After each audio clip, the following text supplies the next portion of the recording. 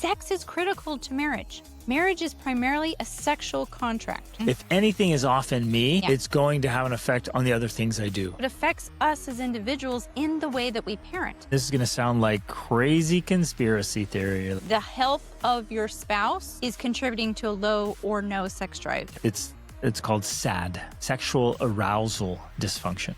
Hey there, this is Greg Denning. We want to reach as many people as possible and help as many families as possible with these conversations. And we want to keep this podcast ad-free forever. You can help us do that by subscribing on Spotify or Apple Podcasts or wherever you listen, your favorite platform, and on YouTube. And leave a quick review and share your favorite episodes with friends and family. It makes a big difference. Thank you for being a part of this very important movement. Ladies and gentlemen, welcome to the Extraordinary Family Life Podcast. We're your hosts, Greg and Rachel Denning. Today, we got an awesome question about a very important topic that is becoming a big, big problem in society. A bigger problem every day, every year, practically. And, you know, we try to focus on parenting as much as possible in these episodes, but when we talk about a topic that we're going to discuss today, not only is it because it's important to family life in general, but it is also very important to parenting. I think one of the things that I would love to emphasize even more to parents, especially in the sometimes very confusing world that we live in, is that everything is holistic. Like you cannot escape from the consequences and the impact of every other area in your life on your parenting. It's all interconnected. And so that's why we talk about sex as a couple, because that is related to your parenting. That's why we talk about the marriage relationship. That's why we talk about, you know, we even talk about business and finances and different things, because it's all interconnected. It all affects the family. Exactly. It all affects the family. It all affects your parenting. And so as today, as we talk about this topic, we want you to keep that in mind, that this is directly connected, not only to, of course, the health and well-being of your marriage, but the health and well-being of your marriage and your sex life is directly connected to your parenting. And I think let me just finish this thought. I think we have all experienced that on some level, where when it's off between us as a couple, this is one of the reasons why divorce is so damaging to children. Divorce, like the statistics, the research now is showing how devastatingly traumatic divorce is on children. And one of the reasons is because when parents are not connected, when they're not united, when they're not unified, that just has a devastating impact on how we parent.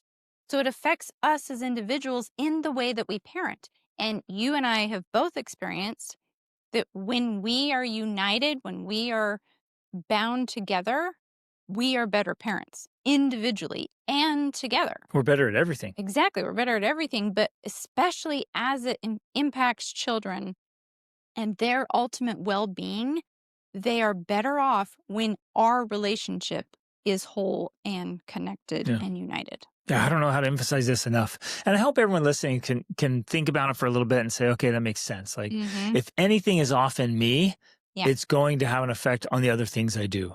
A lot of people, we want to not believe that. We want to tell ourselves stories like, no, it's unrelated. I can keep it separated. I can totally keep this separate. I can show up over here and do really well and not have this affect me. But it's just not true, because it's taking up space in your mind. It's using up mental bandwidth and resources. And it's energy. Creating whatever feelings it creates. There's across the board with everything. Triggers that then make it easier for you to get upset at your children. Or more frustrated, or you just have this ongoing irritation, frustration, fear, anxiety, worry, depression, whatever, discouragement, shame. Like it's all just operating back in there. And so it's coming out in subconscious and unconscious ways, or even just deliberately conscious ways. But 100%, ladies and gentlemen, what's happening in your head and in your heart is coming out in your life and in your body. Exactly. So it's affecting what you're doing. And you can tell yourself stories all day and say, no, it's not affecting me. Yourself. Look at how well I'm doing over here. I'm just crushing it. So it's not affecting me. No way. It is. It is. Everything affects everything. You are a very complex being.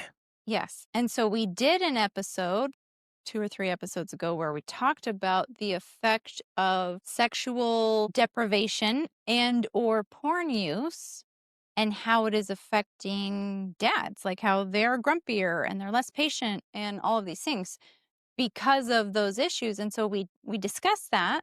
And then I sent out an email to my list talking about that or linking to that episode, but also linking to all of the other episodes that we have done on sex and marriage and things like that. And so today's topic comes from that because a mother responded and said, you should consider doing an episode about men who don't want, quote unquote, it. Now, she's probably doing that because when I sent out this episode on sex, I put a little asterisk in there, in between the SEX. The E was an asterisk because you have to do that in emails or my emails wouldn't be delivered to people, right? They'd go to the spam folder. And so I don't know if she thought because of that she wants to not name it, but she did that the whole time. It. They don't want it or have a low drive. It's not always the woman, and meaning it's not always the woman that doesn't want sex, and not enough light is shed on when men are the ones not wanting it. So a very important topic, very relevant to some people, not necessarily all, but like you already hinted it's a growing number of men that this is occurring to, and that's what we're going to talk about today. But as we answer this question, at least I think we're probably going to address at least 4 different reasons that contribute to why men would not want sex. Now, I think we all are potentially aware, maybe not all of us, that generally, and again, we're speaking in generalities because if you look at like some sort of chart or whatever, it's going to be generally true for most people. Most men want sex more than most women. And although there are a significant amount of marriages where the woman has a higher sex drive. But what we're going to get into today is why that would be. There's almost always some factor behind that. And you're like, okay, we need, as sex researchers, they'll look into it and just say, no, it's kind of divided. One partner has a higher drive than the other and lower drive. But they're just looking at the therapy side of it. When you dig into the physiology side of and it, the psychology. There's always almost some factor there of why men have a lower drive. Yeah. And so in generalities, it's generally, because Greg and I believe that intimacy is like a circle, but with 2 halves. And one half of that circle is sex. It's the physical act of sex. The other half of that circle is what I call emotional intimacy. And that's the need for talking and discussing and having deep, meaningful conversation. And generally, at least from our experience, women are the ones that drive the emotional side of it, and men are the ones that drive the physical side. And I think that that's a good thing. I think that's a healthy thing. And when we have that in balance, it's beautiful because it keeps us continuing that circle of connection through intimacy, emotional and physical intimacy. So, in that case, if the man is not driving the physical side, and again, it can also be switched and that's fine. But if one partner is not driving the physical intimacy, then it falls on the shoulders of the other partner to be in charge of not only the emotional, mental intimacy, but also the physical intimacy. And that's when intimacy really starts to break down because I feel that it takes 2. Like if it was all on me to do it all, the physical and the emotional and the mental, like I would feel like that was too much, where I'm like, are you going to contribute here? Are you going to be a part of this circle? Right? Like, do your job type thing. That's how I personally would feel. And I think many people probably do feel that if one partner is not, especially if the physical aspect is missing and they're not like picking up and being like, oh, I'll be in charge of the emotional intimacy part. It's almost like they're not engaged in the circle of intimacy at all. Is usually what's happening in a scenario like that. Yeah. And this, I mean, it's kind of obvious, but we're saying it's like this relationship, the intimate relationship, a marriage relationship is unique from every other relationship. And it has this element of it that you don't have with anyone else or shouldn't have with anyone else. Like this. So As you far take as all these other relationships, the depth of intimacy, the depth of and emotional and emotion, mental intimacy should be unique in the marriage and the sexual relationship and should of be course, unique. the sex itself should be constrained to that And relationship. it should be awesome, and it should be fully developed. But there's a lot of challenges, a lot of problems. So we're going to talk about 4 main reasons why a man or any partner in the relationship is not interested specifically in sex, but as it connects to, I think, all parts of intimacy in the relationship. The first one, I think we're going to start with, again, these aren't in any particular order, but I would say the first, actually, should I name all 4 and then we'll go through them? Well, and there might be more than 4. Yes, but we're going to start with the 4. So I'm going to say one reason is health. Simply the health of your spouse is contributing to a low or no sex drive. And that's related to food, exercise. Nowadays, of course, it's like endocrine disruptors, which affect men, not just women. All of the microplastics we have. So it's like a very big picture. That's obesity. That is contributing to it. The other factor is porn. Of course, that is going to definitely contribute to why a man does not have a high sex drive, at least towards you, his spouse. The third is going to be affair, which in a way is connected, I think, to porn, but not necessarily always.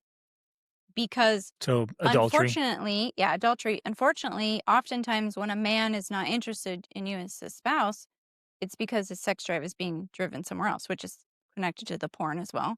Adultery. And then the last one would simply be, and again, these can be painful, but we're here to bring pain, because where there's pain, there's power, and there's power to change and create transformation, but it starts by identifying the pain. And the fourth one is very often that he's simply no longer attracted to you because of your own health issues or your own obesity, or maybe you've just don't care about how you look anymore. You don't make an effort to be sexy or attractive or take care of yourself or work out or eat well. So it's your own health there. So those are the 4 main issues. And again, we may touch on others along the way, but those are the 4 main that we're going to address. Great. Love it. So first one. Health.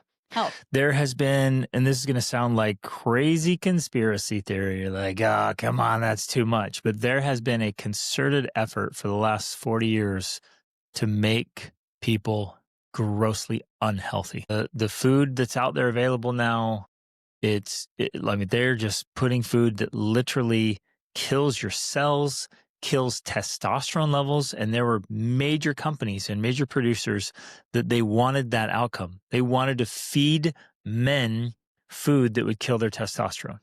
Well, there's a couple of things that really made this hit home for me. One was, for years, Greg and I have talked about bread and circuses. And, if you study history, you understand the concept of bread and circuses was essentially a tactic, a strategy that many empires have used, including Rome, to placate the masses, to placate the people. And what it means is that they use food and entertainment to keep people docile and weak. And so during the Roman Empire, they would give them bread, and they would have the circuses or the entertainment. They had the arenas like the Colosseum with the gladiators doing, like, that was the strategy of keeping the people placated. So the entertainment piece makes sense, right? You just entertain people that they're like, they're so docile, they're so distracted, they just love entertainment, make it cheap entertainment.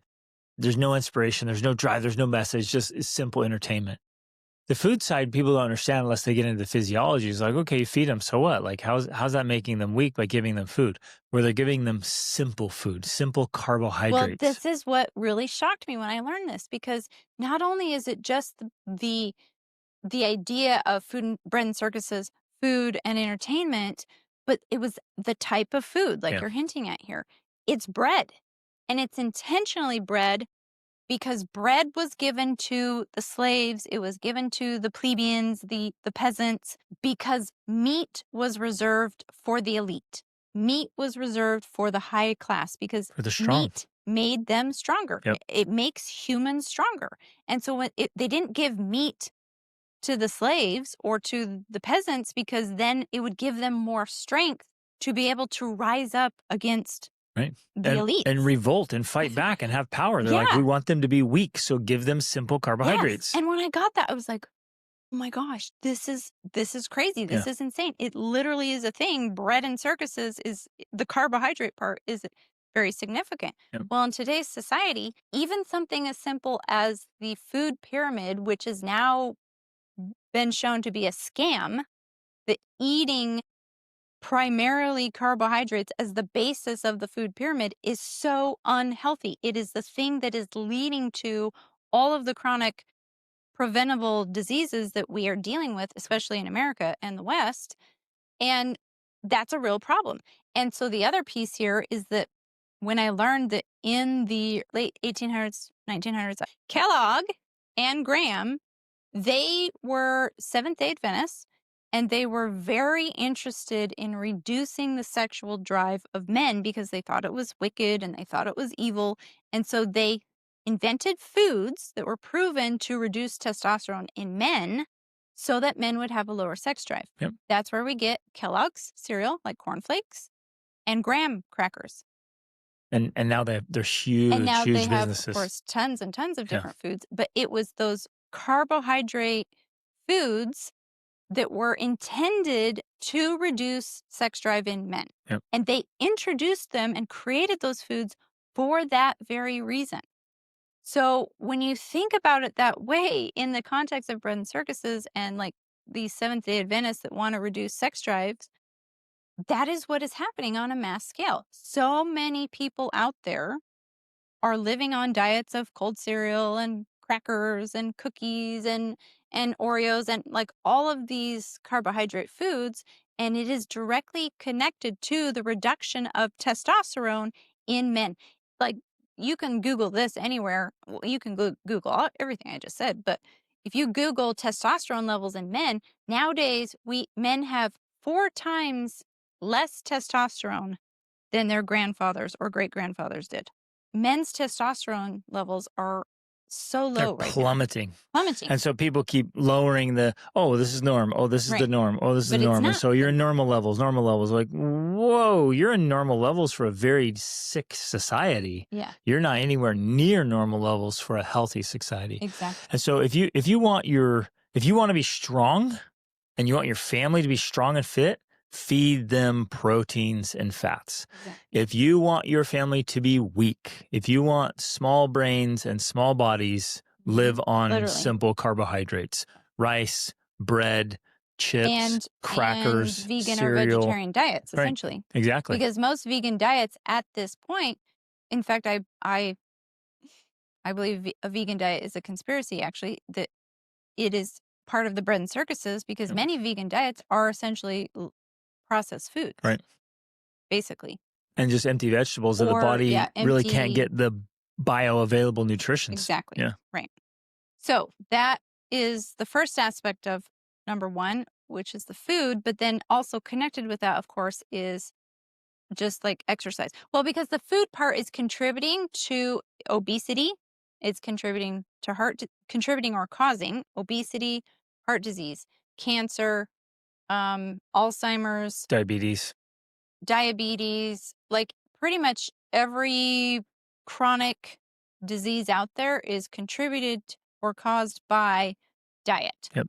And so that piece, of course, is big. It's a big deal. So fixing that or getting that right or improving that is going to make a huge difference in a man or a woman's sex drive. Absolutely. So libido drops with the diet. Now, here's what's fascinating. They found that in the research, like if you get really unhealthy, then the offspring so they did it with like cats and dogs, and they fed them these grain diets. Well, they fed them cat food and dog food. Yeah, and then as opposed to real food. Each generation got weaker and weaker and sicker, and their immune system, they just became more weak and what's the word? It's just like they were just frail. Right. And so then they change. But think about that. This makes sense. So now if for 3 generations, people have been eating garbage, well, and it makes sense, right? If I am physiologically in a bad state and we procreate, I'm giving what I currently have. Right. And so even my sperm cells and what's written in that code is weak and sick. And I pass that on. And so my kids inherit that and they grow up eating that and then they pass it on. And so generationally, it's getting worse. Yes. I mean, look around. Look at our society. Look what's happening. It is insane and it's so sick. And so it's getting worse. So then you reverse that. You're back on fantastic food and good exercise and lots of sunlight and air and healthy things and getting all the chemicals out of our lives. Whoa, what a difference it makes. Well, getting more chemicals out of our lives, because even you and I know it's practically impossible to get them all out. Like if you go anywhere, you're exposed to perfumes and colognes and all kinds of chemicals. As you were talking about this, though, I thought it made me think of my brother, because my brother, he had a dog, and this dog was literally about to die. Like it was so sick. They took it to the vet. They were gonna just put it down because it was so sick, so weak. It had all of these problems. Like every body system was failing pretty much. And my brother told me the story where he just thought, this dog's gonna die. I don't know. I'm gonna just try feeding it real food. So he started feeding it meat, because of course they'd been giving it dog food, which is garbage. And he's like, it was amazing. This dog like totally recovered. It's fine now. It has no problems. And the funny thing to me, though, is that even as he was telling me this, I felt like he didn't make the connection for everyday life for most people. And I was like, yes, exactly. This is what we're doing to ourselves. We are living on diets of processed food and then wondering why we have all these problems. So we're starved, but with full bellies. Exactly. So we have full bellies, but we're not getting nutrition. There's a very, very big difference. So eating for fuel or just eating for entertainment to fill yourself. Yeah. Very, very different. Yes. And so we've got to clean up our diet. So again, just to make this very clear, the more seed oils, processed foods, chemical foods, fast food, junk food, sugars, the libido just drops. Boom, sex drive just drops. So if you're eating all that garbage, it's going to go down. On top of the fact that all of the disease and the obesity is also killing libido. So yeah, if you got heart problems, your heart is not working very well. You don't have any energy. If you're obese, as obesity increases, libido drops. All of these things, energy levels drops, and so you're like, it would be nice, but I just feel like crap. And it happens to your brain too. As obesity goes up, the brain shrinks. As your brain on simple carbohydrates and high glucose, it just wrecks it. Same with alcohol. Your brain. Yeah, alcohol wrecks your brain. So if you're eating tons of junk food and not exercising, and men need exercise, hard, intense exercise. Of number one is that there has to be exercise, because exercise increases hormones and testosterone in men, especially lifting weights and things like that. And muscle mass. Men need, men and women. Right. Men and women need more muscle mass. It's critical to healthy hormones. And so the less muscle mass we have, the less healthy hormone, the unhealthier our hormones are, which of course contributes not only to the lower sex drive, but to overall lower energy and unwellness. So then as we age, those things naturally decrease a little. Libido and sex drive decrease a little bit. But now you combine a very unhealthy lifestyle with aging, and you get a guy in his 40s who's just like done, 50s done, 60s way done, and it's like, nothing there, right? And it's just because they're not healthy. And I will add this to stress. So mental management matters as well, and emotional management, because if you're not managing those, you're creating chemicals in your body. So if you're high stressed a lot, or even if you're just you're entertaining yourself to death, that becomes an addiction. So you're so addicted to entertainment, you're not even like driven for sex anymore. Right. It's like your wife's like super hot. And you're like, I think I'll just watch my phone or the game or whatever. Definitely going to be connected to the number two in porn as well. Should we? Yeah, let's go there. That? So the second one is porn. Like you were already touching on, one of the biggest... Actually, I'm sorry. Hold on, I just want to hit one more thing. So if you're in that spot and you're like, it's probably the health, go get a blood panel done and have all the research done. So somebody who's competent looks at all of a sudden, look, this is what you're missing. There's vitamins, deficiencies, whatever, testosterone levels, get that measured. It And do should. not get on the testosterone shot. Yes, do That not. is a They're trying bad to sell that idea. thing because you're dependent on it for the rest of your life. If you're taking the Just injections, they love that. They're like, "Oh, no, I'm gonna recommend this because this will really help." And you don't yeah, it have to pay helps, me but then forever. then every couple weeks for the rest of your life, you're buying this crap. Yeah. And no, man. Because you And then can it naturally increase your levels by the things we're talking about, yes. exercise and more protein Yep. And I have very and specific cholesterol. yep, I have very specific protocols for this for increasing your testosterone naturally. This is Yeah. what I teach the guys in my tribe. Okay, that's what I want to hit on that. Okay. So now porn. So porn and as you mentioned before with the addictions, the dopamine, like you increase your dopamine baseline by continuing to entertain yourself or be exposed to things that give you dopamine hits, which include not only scrolling on, say, Instagram or something like as simple as that, but then, of course, looking at porn. Looking at porn is very dopaminergic. It gives you high dopamine spikes Massive. and it literally begins to rewire your brain to the point that normal everyday life or normal everyday sex is no longer exciting. You recently had a woman on the Formidable Family Man podcast who is a She's a cognitive neuroscientist neuroscientist. and a porn expert. And she told a story about a young man who was in his 20s and had never had sex. He'd never been with a woman, but he was addicted to porn.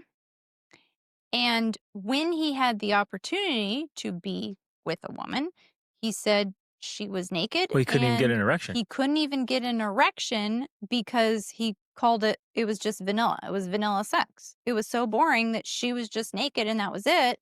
He couldn't even get an erection. So when you realize that that's the kind of effect that porn can have, you begin to understand how devastating this can be to a regular, especially, I mean, all sexual relationships, but especially to a marriage relationship, it becomes very damaging. Yep.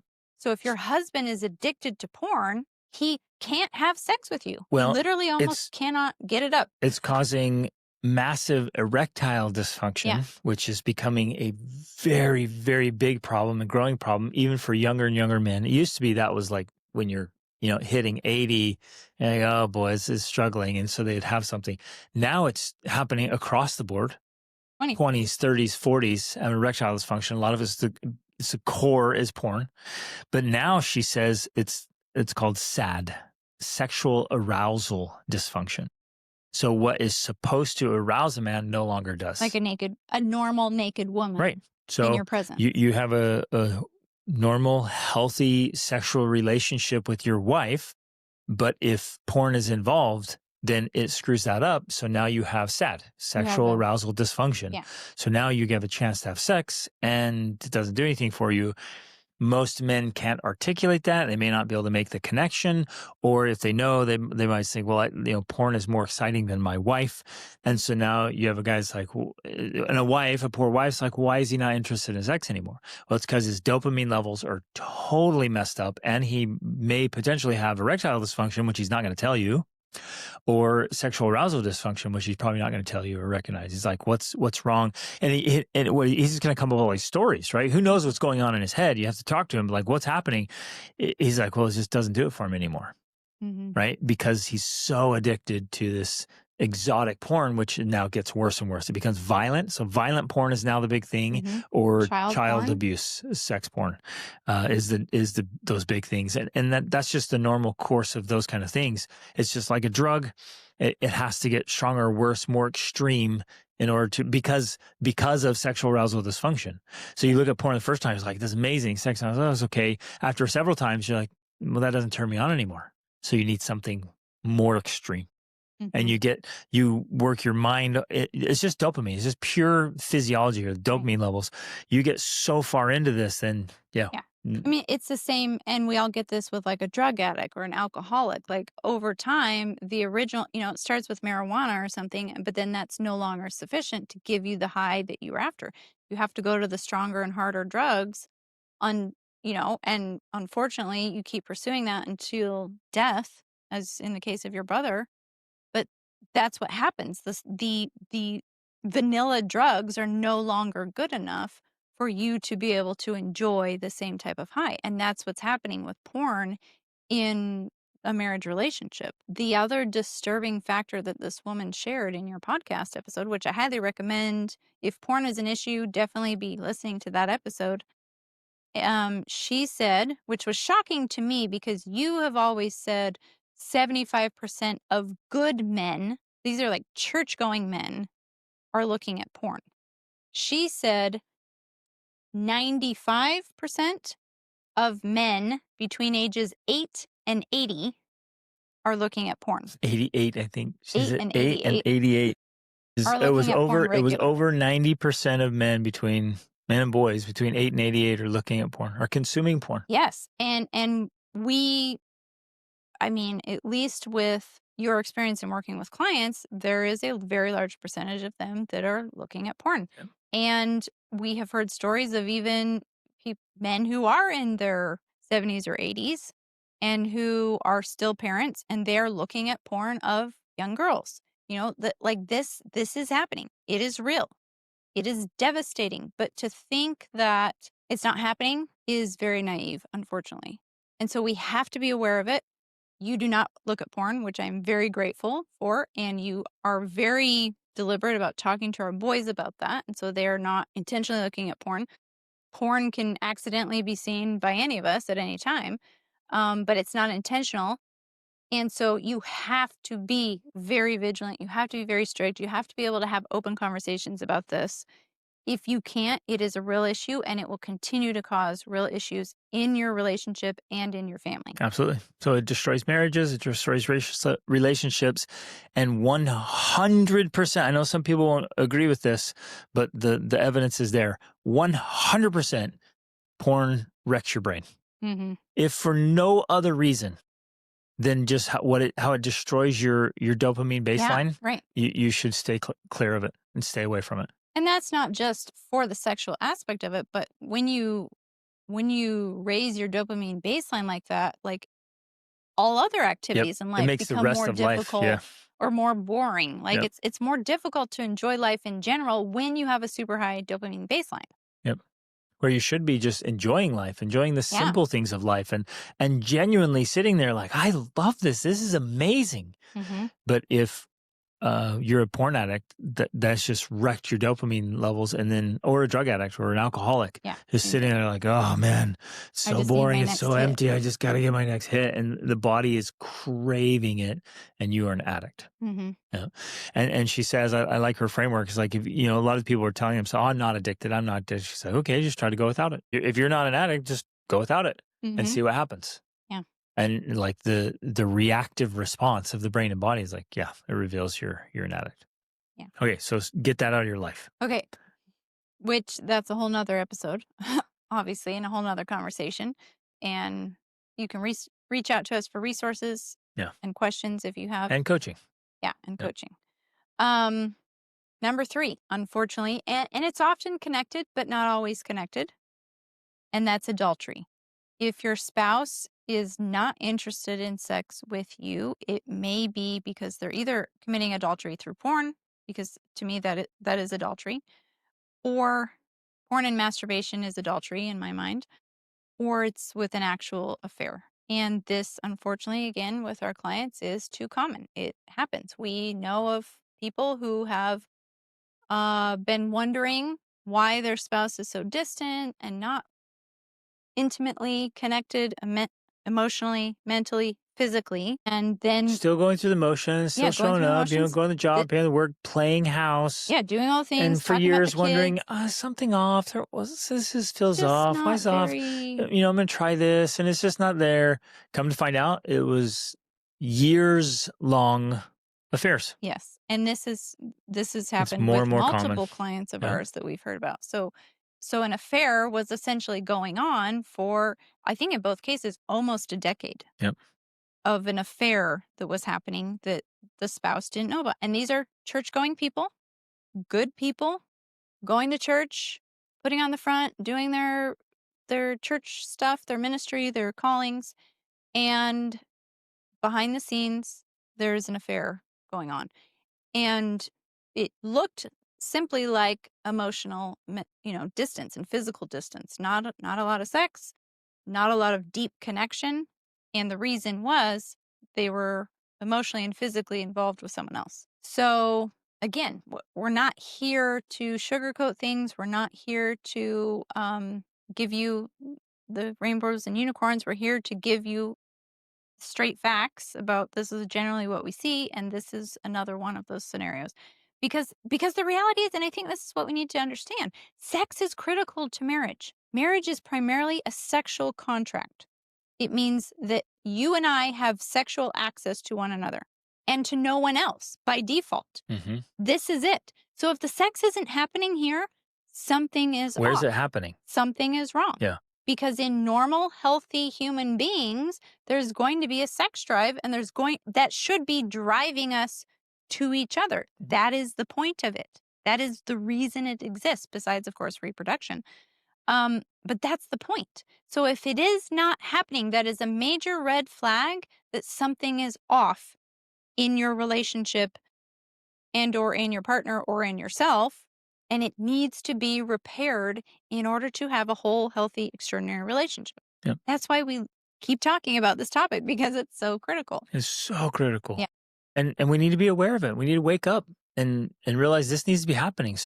If it's not, the causes behind it, like adultery, need to be addressed. Right. It needs to be resolved. So if it's not health, it's just destroyed a sex drive, then the sex drive is being released somewhere else. Yeah. And there's a lot of this. We've done other podcasts on it. We can go on and on about it. Like if your husband was wanting sex and trying to initiate sex, and you were just constantly rejecting him, and he's not getting sex often, most healthy men want to have sex multiple times a week. And if he's getting sex once a month or worse, it doesn't just go away. He doesn't just stop thinking about sex. He has to do something about it. Right. So he's either going to withdraw completely or distract himself, or he's going to look for an outlet. And again, this is not giving men license or excusing their behavior. We're simply explaining the psychology behind it. And the physiology. That if he has that sex drive and it's not allowed or permitted, for lack of better words, in the one sacred place where it should be, to be released within that sexual contract, then the physiology, in a way, and I'm explaining this from what I've come to learn about your sex drive, it becomes almost like, I'm going to say, a demon that drives him to find a release somewhere else. And that's when he turns to porn, masturbation, adultery. Again, not that he's a bad person and he's trying to ruin his life or ruin your life as the spouse. Unfortunately, that's just the nature of the physiology, of the psychology of what's occurring. That drive does not go away. And I've come to understand it as like someone who's hungry or starving. Like, you don't stop thinking about food just because you're told you can't eat. Like, if you are hungry, you're going to do whatever you can to get food, right? And in some ways, in this case, the wife is the only one who can feed the hunger. Yes, and I know that even just saying that is a very delicate subject, because for many women that feels like too much. It feels like intimidating, threatening, demeaning, and we've done a lot of other episodes about it, so definitely listen to those because we talk through that. And I hate to even, because to many women also it feels like, well, what's his problem? Like, he's evil, he's devilish, there's something wrong with him because he has that drive. And I've come to learn that, well, no, that's just the way you've evolved. That's the way you've been designed, created. That's just how you are. And so learning to work with that and to see the purpose and the meaning and the beauty behind it, because I do believe it's a very beautiful thing. When you are driven to me, that keeps our marriage connected and united. Mm-hmm. I don't have to worry, like going back to the circle of intimacy, I don't have to worry about keeping up on that part because you are going to be drawn to me. And all I have to do is not reject you to keep that circle moving, right? Yep. And then that also opens up the door for me to be emotionally and mentally connected to you through conversation and connection that way. When we each do our part, right? And there's crossover, of course. I'm not saying it's cut and dried, but that's what keeps the emotional wheel moving forward instead of making it go flat. And it's, again, this is an uncomfortable and difficult conversation for a lot of couples. But I want to really emphasize that marriage is a sexual contract. And so there's a moral responsibility there. And that's where that draw and that connection comes in. And, in marriage, there's going to be lots and lots of instances where neither partner feels like doing something. Right. I'm tired. I'm distracted. I'm busy. I don't want to do that. Like, well, how's that going to turn out? If I'm tired all the time, Rachel wants to talk, and I'm like, no. I've been talking all day. Yeah, I'm done client. listening to you, and I'm too tired to I listen. can't listen anymore tonight. You, Rachel, would feel, horrible, and it'd build up and build up, build up. I just need to talk. I want to talk. I want to connect. And I'm like, sorry, I'm busy. I'm tired. I don't feel like it. So if I go through life saying, well, I'll listen to you when I feel like listening to you, especially if you need to really vent and get when it I've out. When I've had a perfect day, no problems, no stress, maybe I that's feel when like I'll it. listen to you. Yeah. And then, if you, because in our relationship, Rachel will sometimes cry or process out loud and want to get it out. I mean, that seems common for many women. And many men hate doing that. It's like, I don't want to hear you complain. Like, it's the last place we want to be and the last thing we want to do. But if I base my role as a husband and a partner on whether I feel like doing it or not, like, that's messed up. I have a moral obligation to connect with you, to listen to you, to support you, whether I feel like it or not. Well, and I think more importantly, especially if we use the same analogy for sex, to learn how, because this is what I've done and this is what you've done, to learn how to want to do that. Yep. To want to listen to me, even if you've had a rough day and you have a headache and you're tired and you want to go to bed. But to see the bigger picture of like, well, no, this is important. She needs me and I'm the only one she can turn to. That's why I want to be that person for her. And the same is true Plus, with it makes sex. our marriage amazing, our relationship amazing. Yeah. Everything's great. So, yes, I want to do those. Right, because you want things. the outcomes that come from it, even if in the moment you don't necessarily want it. That's the same with me. I've learned to want that because I want the outcome of having a very deep, intimate relationship with you. Part of that intimacy requires physical sex. That is a part of it. I want that, which therefore means I want sex, even if I don't always want it in the moment. That's a part of the sacrifice we have to make as a couple in order to deepen the intimacy. We each have to do our part, and we each have to sacrifice a part of ourselves to be able to fully engage in that. Right. And so, like, in a very real way, it's granting sexual access. Well, and maybe the word we use that might feel more comfortable to people is intimate access, which includes sex. Yep. Because I think it has to be both-sided, and very often, because there will be women who do that and are like, okay, I recognize this, I'm going to do it, I'm going to give sexual access, and they don't get the emotional side of it in return that they need, or even, just as much as a man needs or wants sex. Or even sexual enjoyment. That too. If he's not doing the things that allow her to really enjoy sex, then it's just like this duty, this frustration. Yeah. And again, these are all symptoms that we need to talk through and work through and work through all this stuff so that it's an ideal. But I think it's worth really emphasizing here. I think many women are naive about sex drive and a man's need and desire for sex, and they think, "Well, I just don't feel like it. I'm just tired. I don't feel up to it. I've been busy. I had the kids. Like, so you just deal with it." They say to the husband, just deal with it. Just discipline yourself. Just have more mastery, or just whatever. And then when he goes and does something else, she's like, "Well, what's going on? Why not?" And you're like, well, you contributed to that problem. And again, we don't want to be misunderstood as though we're putting the blame on her and that he's innocent. That's not the case, but we are trying to paint this picture here of understanding that, because in anything that occurs, we have been a contributor. Every single person is a contributor, if not the creator of their own problems. Yep.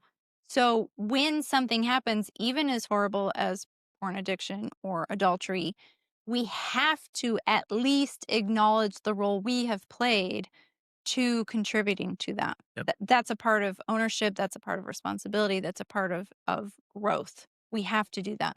So as we're discussing this, it's with that intention of understanding, oh, this is how I potentially contributed to adultery. I potentially contributed to porn through these types of behaviors of often unknowingly. Inadvertently. Again, women don't always know this. I didn't know this. I had to learn it. That my innocent rejection of you for many valid reasons, right? I've got 7 children. I'm touched out. I'm tired. I'm overwhelmed. Could lead you to pursuing other paths because I simply am too busy for you, or I'm too busy for sex, or I'm too busy for, whatever that connection that you need. So it's bringing understanding to this issue. Yep. So powerful. Okay. Which leads to the next one, Number 4, which is also going to be uncomfortable, but extremely important. Yes. That if your health, your well-being, including, I would say, your attitude, your mental, emotional state, your physical state, all of it, I guess inside the marriage relationship also, we have this obligation to be attractive.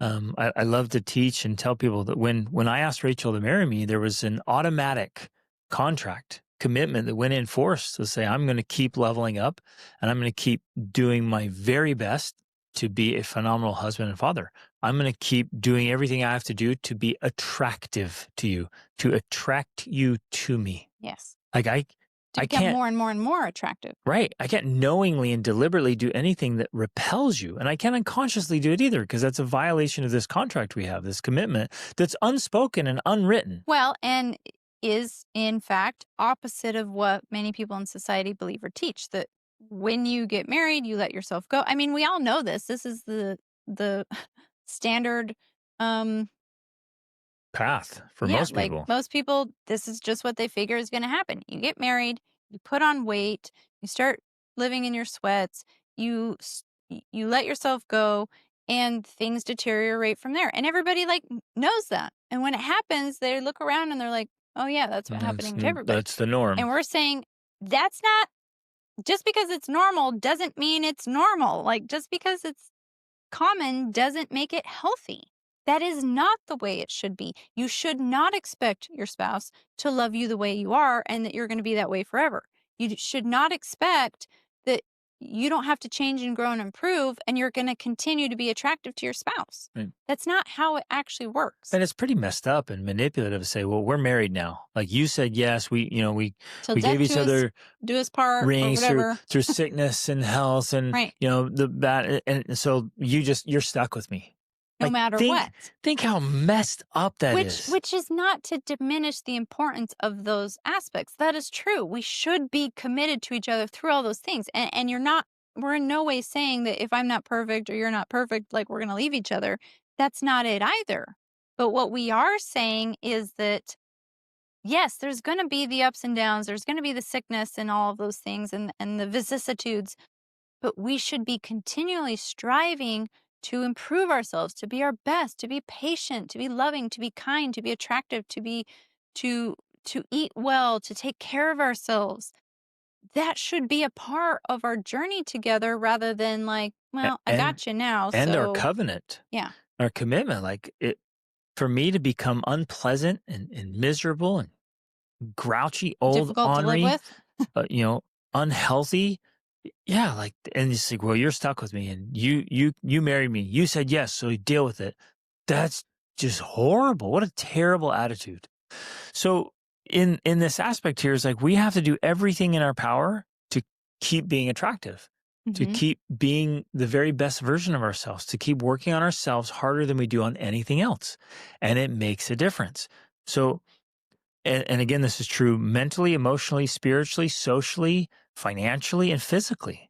It's all of it.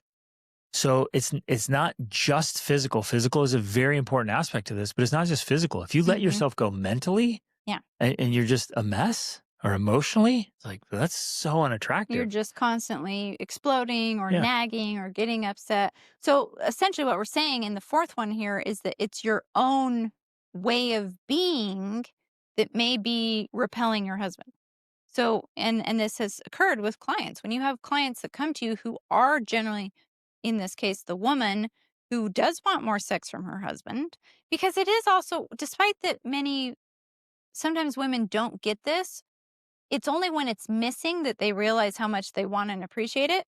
That if you don't have the attention of your husband, if he's not drawn to you, if he's not pursuing you, that's when you All of a begin to sudden you notice realize, it, like, yeah. wait a second, I want to be pursued. I want to be attractive to you. I want to be captivating. I want you to be drawn to me. Like, I want that. And when it's missing, that's when people come to you, clients, and they're like, what's going on? Why doesn't my husband have a sex drive? Why is he not drawn to me? And so here we are with the 4 things. And number 4 is you just may not be attractive anymore. And that is painful to hear. But it's not something you can't do something about. You Exactly. can. You can change that. You can become a more attractive person. And I think that is the more empowering narrative, because I know there's plenty of narratives out there that are just like, well, that's fat shaming, or that's He should just love you the way he you should are. just accept me the way I am. And that's not true. I don't think as human beings we're meant to be or stay that way. It's great to have unconditional love. That is a beautiful thing. But there's also a lot of beauty and power to becoming the best version of yourself. It is something that is inspiring. It is something that it's attractive, and it's something that's very compelling. So, and I truly believe is the true nature of ourselves, that if we get in touch with our true inner nature, like our soul level, that's what we discover, that is who we are. We have this upward reach. And when we pursue it, that becomes very attractive to other people, including our spouse. Especially our spouse. Yeah. You said something really profound that just kind of struck for me. While we might be pursuing unconditional love, I just don't think there's anything around unconditional attraction. True. I think attraction has conditions. Yeah. And honestly, I think love has conditions as well. We were at a seminar years ago and someone's like, well, you love unconditional. I'm like, hold up, wait a minute. If it was unconditional, then I could just marry anyone. Like, I'm marrying you because this specific love that I have for you is conditional. Otherwise, I could just marry any woman. Like, well, no, my love's unconditional. I'll just marry whoever that does whatever, lives how. Like, I don't have to be attracted. There's no conditions, no standards, no qualifications. Like, whatever, just anyone I can live. I don't have to live with them. It's like whatever. I can love you and not have to live with you. But that's not true. Yeah, there are conditions, and if I changed massively, you could stop loving me and stop being attracted to me. Same with you. Well, and this is where it can get difficult because, yeah, I could potentially still have unconditional love for you as a human or as a soul. But not as a spouse. But as a spouse, that love could definitely change. Right. And I could let go of that while still loving you unconditionally, right? Yeah. And so in some ways it's very nuanced and difficult to break down. But that is what's essentially happening. There are conditions there, and I think that's good. It would be naive to just think, she'll love me unconditionally. I can do whatever. I can become whatever. I can let myself go, and she'll love me unconditionally, and she'll be attracted to me unconditionally. That's crazy. It's naive. And again, I mean, we're maybe getting off too far into the metaphysics of this because, on some level, that could be 100% too, and that's great. But it's going to look like a very different relationship than one where we're mutually driven to improvement and growth so that we can reach higher levels of being. Well, we want to have an awareness. Extraordinary marriage, not just a survival marriage. Right. I love it. And so that it's a different type of love. Yep. And so, some people have a hard time understanding. It's like, well, wait, if I put on weight, what does that have to do with anything? If I'm overweight or obese, like, why does that change his drive? Well, it does. That's just the nature of it. And obesity is not attractive. It's not healthy. And it has lots of ramifications beyond just your shape. Yeah, it's energy levels, it's activities, it affects every part of you. I think it's actually also connected to evolution because I do believe in evolution, of course. I've talked about that many times before. And it's a sign or it's a symptom because on an evolutionary level, we're driven to mate with people who are going to be successful as spouses or successful as parents, right? So that we can reproduce the species. Like that's a thing that's built into our DNA, our biology in a way. And so I believe that attraction is connected to that because as a man, you're going to be attracted to a woman who is going to be great for bearing children, right? And that simplifies things a lot. But I think, if we think about the evolution side of it, that's the basis of it. Mm-hmm. And that would be one of the reasons why men or many men, I'm not saying all, are not attracted to obesity because it's also an indicator of disease, right? It's an indicator of something off in the body, which is why it's an underlying issue. And it could even be subconscious at that level. It is absolutely subconscious. That's why I'm saying this, and I'm being very careful here because it is a subconscious thing.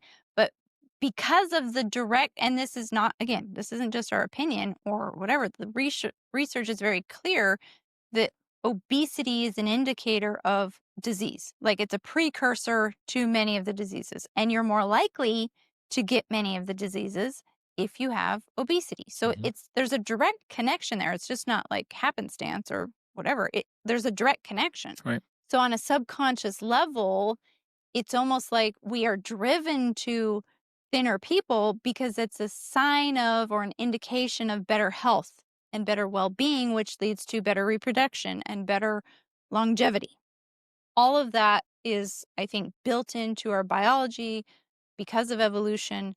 And that is what's playing out even in a marriage relationship. And even if you're not even, you've already made children or whatever, you've already reproduced. It's still there. You can't just then get rid of the evolutionary aspect of it, the biology, right, and be like, wow, we're already married, so I should just be attracted to you even if you are overweight. It's subconscious. Right. And it's still, and it's there. It's like, so, and it's just healthy is attractive. And I think in this, like one of our approaches has always been to work with what is. Like very often I feel like in the world today, we want to change what is. Like this is how things are, but we want to deny reality and try to create something else. And it's just so much harder in my mind than figuring out, oh, what is reality? Let me work with it to get the outcomes I want, rather than trying to deny it and fight it and fight against it and kick against it to create something totally different. Yeah, you're right. And so it's like, well, so let's say hypothetically I get overweight and then I could be like, well, my wife's not as attracted to me when I'm overweight. So in this fighting reality, I'm like, I'm putting all this effort into trying to make you be attractive to me being overweight instead of, wait a minute, if my wife's attracted to me when I'm fit, why don't I just become fit? Right. It's so much easier than trying to go in and change what you're attracted to. Like, this is crazy. I'm fighting reality. And so it's just simple. It's like, well, I'll just drop the weight. And again, it's all interconnected, and I know right? Even saying it's simple, we understand it's challenging for people. But that's part of the thing. It's so simple. It's like, at the same time. Just eat healthy food in smaller portions. Like, that's it. You'll lose the weight. It's so simple. And it's all interrelated too, because usually if you're overweight or obese, it's because you're eating emotionally. So something's off emotionally and mentally there. So that adds to it.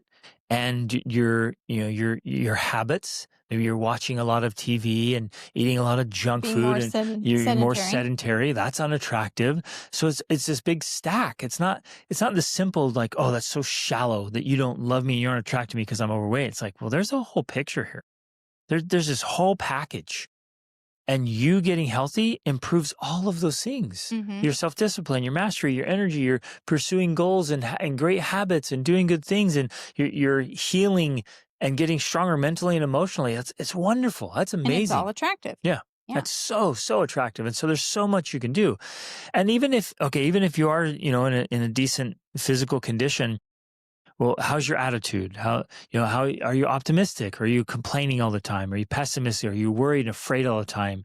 You're really negative. Are you constantly criticizing or complaining? All of that's unattractive.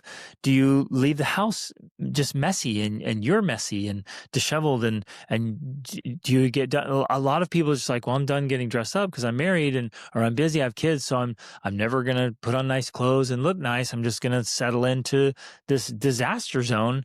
That's all unattractive. Right. And so over time, you just lose that attraction. It's like, oh, we're just existing as roommates, and I have a sloppy roommate. Well, and things as simple as, because you mentioned the negativity and the complaining. And if I'm constantly getting after you or complaining to you, I don't recognize the things you do, I don't respect you, you're not, and you've told me this, you're not attracted to me Right. when I'm like that. If I continually, regularly behave that way, and unfortunately it becomes kind of this feedback loop that feeds itself into this downward spiral, because the more I do that, the less you're attracted to me. The less you're attracted to me, the more I do that, because Right. I'm really reaching out like I want and need your attention, but I do it in a negative way subconsciously. And so I keep pulling away farther Right. and farther. Exactly. And so then down and down we go in this spiral, and we have to recognize what's happening and then be able to put a stop to that and turn it around. Like the more I respect you, the more I behave in pleasing or attractive ways, the more drawn you will be to me, right? And it takes time, of course, to reverse those habits. But ultimately, that's really the only way we can do it. Like And we it can have to happen take quickly. ownership. Like you can start doing, you listener, but this is true for me and for Rachel. Like we can start doing more attractive things immediately. Yes. Like I could literally do things right now that are more attractive. You can do things right now that are more attractive. And so if you have habits that are just unattractive, you've been doing things, just stop. And it'll be so pleasant to your partner. Yes. It will at least be, it will at least create a vacuum from the previous negativity. Sure. Which gives space to bring in more of that positivity. Yep. Exactly. Okay. It's so powerful. So let's say if you're nagging, you're like, I just stop nagging. Well, that creates the space. And then the next step is, instead of nagging, I can start expressing gratitude and praise and respect. Mm-hmm. Yep. Boom. And then immediately, like reverse everything, and your spouse is going, well, what's going on? That was different. Mm-hmm. That was not what's expected. That was actually really nice. Mm-hmm. And they might be suspicious. Yes. Like, what's going on here? Might be skeptical. Well, whatever, just stick with it. Like, I really like this. And it starts to awaken something again.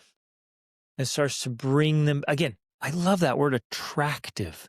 You're attracting them. You're drawing them in. This magnetic force is so powerful and so beautiful. And I think that has to be happening on a regular basis, a daily basis, where we're drawing. So two-part. I'm trying to draw you into me, and I'm leaning into you. Mm-hmm. So I'm kind of going both directions, right? I'm doing things to draw you to me, and I'm purposely going towards you. I'm going into your space. That's what makes a beautiful marriage relationship. Well, as you're saying that, it just made me think of magnets. We all played with magnets as a kid or in school, and you can either use the opposite ends to repel. And like, there's nothing you can do to bring those magnets together when the wrong ends are pointed, right? And I think that's what's happening in many marriages. Both partners are inadvertently, subconsciously doing things that are literally repelling. Yep. They're repelling their spouse. And then they're wondering like, well, why do we never is this not working? And it That's feels why. so hard. You're just pushing them. Okay, lean in harder. Like, it's impossible. I can't get next to them. It's back to what I was talking about. Like, so many people are fighting against reality. Like, the thing about being attracted to someone who's not overweight. Right. That's You're like just trying a to common force reality for so many people. Yeah. Why fight against it? Yeah. Instead, flip the magnets around, do the things that are attractive, and guess what? The attraction is like a magnet. It's going to happen. So powerful. Right? It's the same with the masculinity and the femininity. like when they're lined up right, bam, like just they're drawn together. It can't separate them. But if he starts doing feminine things, there's a repulsion. And if she starts doing really masculine things, there's that repulsion. And so it's like, well, the dynamics aren't working anymore. The traction is gone because they're switching these roles. And so it's bringing back that beautiful masculine and feminine nature so that the attraction is really strong. And we don't want to be misunderstood here that means things like, well, you never do the dishes or household duties because that's a woman thing. And we're not talking about that kind of stuff. We're talking about, because there can be a lot of crossover in that, like whatever works for your family. But there's still this masculine role that you have and the more feminine role that I have that complement each other. And when we operate from that space, which in essence means being true to our true selves, then that's where then the attraction occurs between us, because we have these clear, it's like a clear separation of identities, I guess, rather than trying to be equal and the same in everything. Exactly. Oh, it's so powerful. It's so wonderful. And when it's good, it's so good. And when it's good between us, to bring this back full circle, it makes it that much better for the rest of the family. It makes us that much better parents. We are more united in our approach. The kids feel the unity. That brings a lot of security to them, because when kids feel like the family unit is safe and secure, like, they thrive. They're not worried about what's going to happen with mom and dad. They're not worried about the breakup of the family unit. They thrive in that security, knowing that things are healthy and well, and that we're bound together, and that we are going to be there for them. Like, it's really just an ideal environment for children to grow and develop in. Where they can be whole and pursue all the things they want to pursue, because they don't have to worry about us. Yeah. And they wouldn't be able to articulate it, the vast majority, but they sense when it's off. Yes. And my suspicion is a very, very strong suspicion that if the sexual relationship is off between mom and dad, kids can sense that something's off. They can tell. Well, they wouldn't tell you why. Right. But they could tell, like, there's not this bond. Yeah. There's not this attraction. They're just going through the motions here. And they're tolerating each other. It's a disturbance in the force. Literally. And the kids feel insecure. Right. And unsafe and uncertain. And so now the kid spends their time worrying, what's off? What's wrong? Do I need to be afraid, instead of focus on their own growth and development? Exactly. Yeah. So powerful. Man, this stuff matters so much. So we're here to help. If you need some specific answers or help, reach out to us. We have resources and tools and coaching. And we are opening up the Extraordinary Parent Mentoring Method course for a cohort. It's for 12 parents of children ages 4 to 13. That's going to be starting July 21st. So you can get into that right now during this limited time. Yes, do it. Okay, love you guys. Thanks for listening. Reach upward.